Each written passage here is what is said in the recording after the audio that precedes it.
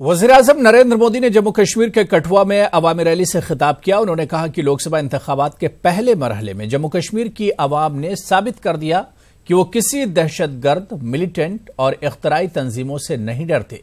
यही वजह है कि इस मरतबा वोटिंग की शरह सबसे ज्यादा रही। वज़ीर-ए-आज़म ने कांग्रेस पर भी निशाना साधा। उन्होंने कहा कि सर्वे रिपोर्ट ने साफ कर दिया है कि इस मरतबा कांग्रेस का खात्मा यकीनी है।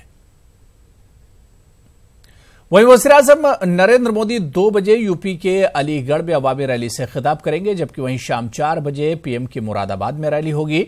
आपको बता दें कि अलीगढ़ में दूसरे मरहले में 18 अप्रैल को वोटिंग होनी है, जबकि मुरादाबाद में तीसरे मरहले में 23 अप्रैल को वोट डाले जाएंगे।